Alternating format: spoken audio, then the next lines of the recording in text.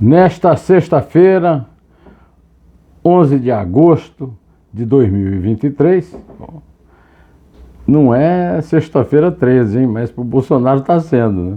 A Polícia Federal afirma que os recursos gerados com a venda de joias dadas de presente pelos príncipes sauditas foi vendido e depois recomprado pelo Bolsonaro e seus asseclas para poder apresentar à justiça, né? Além desses assuntos, eu vou tratar hoje aqui do jurista Miguel Reale Júnior, dizendo que isso aí já dá para levar a uma prisão do Bolsonaro. Vou contar para vocês o meu artigo na coluna da revista Cruzoé e do Antagonista. Eu reproduzo, inclusive, o link para o caso de você, sendo assinante, ter acesso, né? E a notícia de que a região metropolitana do Rio de Janeiro registrou ao menos 601 crianças e adolescentes baleados nos últimos 7 anos. Olha, isso acaba com aquela teoria do bandido bom, bandido morto, né?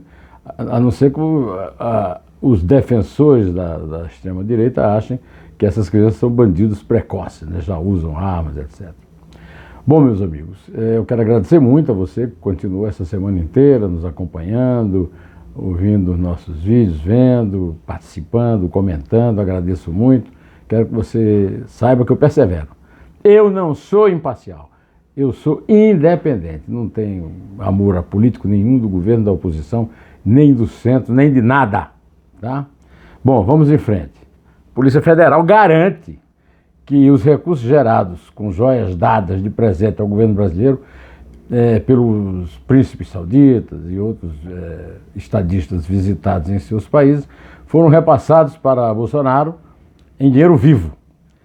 A operação foi deflagrada nesta sexta-feira para aprofundar a investigação de um esquema de desvio e venda no exterior de bens dados de presente a Bolsonaro em missões oficiais, levou-os a concluir isso. E é assustador, viu? Nesta sexta-feira, lançamento da operação, foram alvos de busca e apreensão o general Mauro Lorena Cid, pai do coronel Lauro Cid, e reserva moral do Exército Brasileiro. Até de reserva moral, o Exército não está bem não, né? Pois então, aí tem outros personagens bolsonaristas ligados ao caso, né? Um assessor chamado Osmar Crivellati, o próprio Mauro Cid, é claro, e também o Frederico Wassef, aquele famoso advogado em cuja casa de sítio em Atibaia se escondeu, né, o famoso Fabrício de Queiroz, né? Pois então, o professor Osmar Crivellati e o próprio Mauro Cid também, né? A operação cumpriu mandatos de busca e apreensão nos endereços do general, pai do ajudante de ordem do Jair Bolsonaro e seu padrinho, porque foi ele que indicou o filho para fazer essas falcatruas para o Bolsonaro. E o filho se deu muito bem nisso aí, né? Essa presença do general Mauro, que tem muitas influências no oficialato, deixa claro que Bolsonaro não prejudicou as Forças Armadas. Bolsonaro desmoralizou, destruiu a reputação das Forças Armadas completamente. Quando é que os fardados vão entender isso? Porque no começo do governo Bolsonaro, quando havia ainda uma certa lua de mel com o Bolsonaro, vocês se lembram que um oficial da aeronáutica que viajava com o Bolsonaro nos aviões de apoio para o exterior foi preso com cocaína na Europa, né? Então a coisa não é nova não, viu? Bom, agora o negócio está feio, né? A ponto do jurista Miguel Reale Júnior dar uma entrevista ao UOL nesta sexta-feira, dizendo que já existem elementos suficientes para a prisão preventiva de Bolsonaro no caso das joias. Eu vou ler para vocês aqui a reportagem, né? Bolsonaro demonstrou poder para deturpar provas. Alguns elementos de prisão privativa aparecem porque a prisão preventiva se justifica, eu já conversei com vocês sobre isso, para evitar que a pessoa com poder, nesse caso, possa interferir para evitar a obtenção de provas. E esse fato da recompra do relógio, que é a obstrução de provas, sem dúvida nenhuma, justificaria uma prisão preventiva, e eu concordo. Reale lembrou que o próprio Bolsonaro afirmou que o relógio não foi apropriado, mesmo depois do objeto ter sido recomprado para ser apresentado ao Tribunal de Contas da União, segundo a investigação da PF. O Reale afirma que seria melhor que um possível pedido de prisão preventiva fosse fundamentado em relação a acontecimentos que ainda venham a ser investigados agora no presente, né? Olha, hoje circula na revista Cruzoé e no site O Antagonista a minha coluna, o meu artigo semanal das sextas-feiras.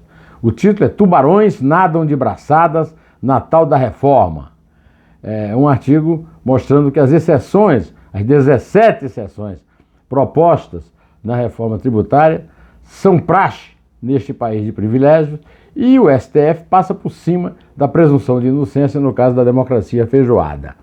Você há de lembrar também que o Bernardo Api, economista que eu cito no artigo, que é fotografado na edição do artigo, disse o seguinte: se há exceção, não há como haver redução de imposto. Então acaba com o discurso do próprio partido dele, que ele sempre foi um economista muito respeitado do PT.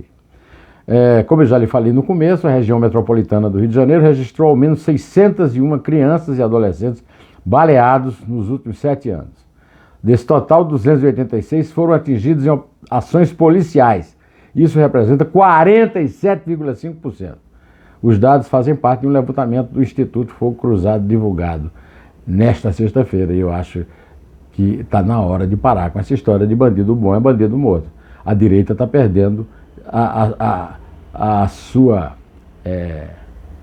moral com isso aí, no envolvimento de crianças como vítimas, majoritariamente.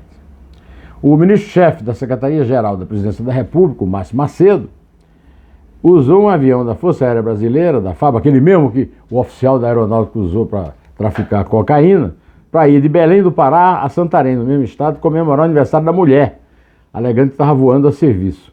A viagem de Márcio Macedo num voo comercial poderia custar até R$ 3.500. Barato, hein? Se pegasse promoção, se ele fosse paciente aqui, como aqui em casa a gente faz, ficar procurando promoção nas companhias aéreas, né? Já o trecho em aeronave particular pode alcançar até R$ 70 mil. Ele usou o avião da FAB como propriedade particular, porque essa gente da direita extrema acha que o dinheiro público é dinheiro deles, não nosso, deles. Ontem eu fiz nesta quinta-feira, dia 10, 200º aniversário do maior poeta do Brasil, o maranhense Gonçalves Dias. Eu fiz aqui um vídeo só sobre ele. Enquanto isso, rolava uns dias de comemoração promovida pela Academia Maranhense de Letras, com convidados ilustres. O presidente da Academia Brasileira de Letras, Merval Pereira, foi lá e discursou para dizer que isso aí mostra que realmente a atualidade do Gonçalves Dias também mostra como o Brasil não evolui, né, como o Brasil continua pisando na mesma lama, né? Além do Merval, que é o presidente da academia, o titular da cadeira 15, que era a cadeira que o Olavo Bilac ocupou pela primeira vez e que deu o nome do patrono ao Gonçalves Dias, estiveram lá também o Antônio Carlos Sequim, que fez um discurso, né? Eu falei do Marco Lucchesi, que é o ocupante atual da cadeira. E eu tenho a honra de dizer que o meu amigo Rinaldo de Fernandes, de quem eu mostrei aqui para você um texto elogiando muito meu livro Antes de Atravessar, ele ganhou uma medalha de 200 anos de Gonçalves Dias, dado lá pelos conterrâneos dele, que o Rinaldo é maranhense e é doutor em letras pela Universidade de Campinas e professor da Universidade de Literatura da Universidade Federal da Paraíba. Eu sou do tempo em que o Rinaldo escrevia um livro sobre Chico Buarque, do qual eu participei com um poema, e também um romance chamado Perfume de Roberta. Recentemente ele lançou outro romance já que ele está produzindo aí sempre. Eu vou ficando por aqui, direto ao assunto e em pé.